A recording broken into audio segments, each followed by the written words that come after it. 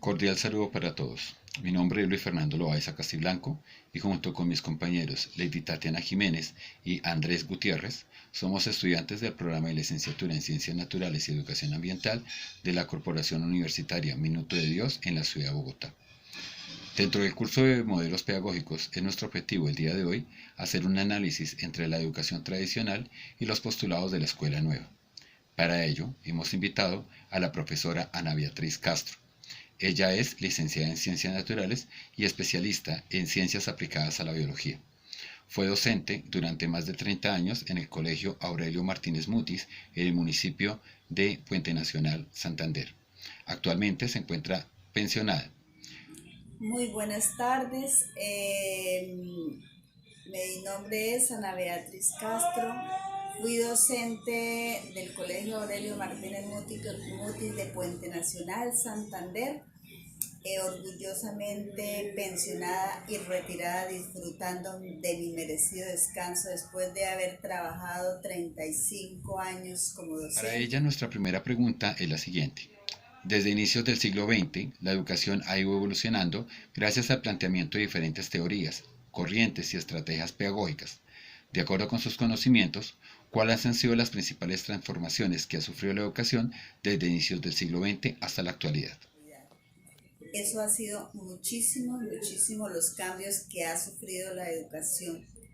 Nosotros los maestros antiguamente solamente nos dedicábamos a hablar, a explicar y a esperar que el alumno nos escuchara. Y el alumno lo único que hacía era repetir los conocimientos que el docente le llevaba. Era terrible darnos cuenta que en una evaluación tenía que repetir lo que el docente le había enseñado con pelos y señales, porque donde se equivocara ya estaba mal la respuesta. Hoy por hoy ha venido cambiando muchísimo el sistema, la sociedad se ha dado cuenta que la educación no podía seguir así. Entonces ahora el alumno se ha vuelto constructor de sus propios conocimientos. Ya han cambiado los papeles. El docente ha sido una persona donde es un orientador, donde solamente le da pautas para que el alumno cree sus conocimientos, sea activo en la clase. Ya no repita, sino que analice lo que va a decir, que sea crítico en sus respuestas y él es profesor, solo un facilitador. Entonces, pues esto en parte ha sido lo mejor, porque ya el profesor ya no es una persona que llega a la clase únicamente a hablar, sino únicamente a escuchar sus alumnos. Bueno, la siguiente pregunta para la profesora Beatriz es, la difusión de las nuevas metodologías de aprendizaje ha sido un tema continuo, especialmente en los últimos años, las cuales tanto docentes como estudiantes cuentan con herramientas que dinamizan los procesos de enseñanza de aprendizaje. Desde su práctica educativa, ¿cuáles considera que son las estrategias más efectivas a aplicar con sus estudiantes? Yo considero que la mejor estrategia es la de analizar todo, absolutamente todo. Luego, después de analizar, que comprenda muy bien y hacer, aprender haciendo. Si hay esos tres elementos o esas tres estrategias, va a haber un excelente aprendizaje en cada uno de los estudiantes. Primero porque hoy en día el estudiante ya lo que aprende no lo come entero, sino que él es crítico, él es autor de sus propios conocimientos.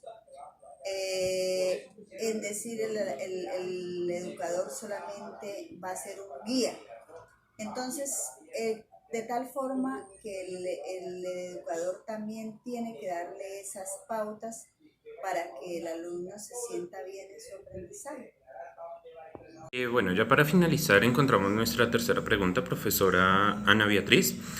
Al revisar las fuentes bibliográficas se encuentra la referencia que en el sistema de educación tradicional el docente tenía un rol autoritarista y magistral, el cual pues fue discutido por las nuevas corrientes pedagógicas del siglo XX.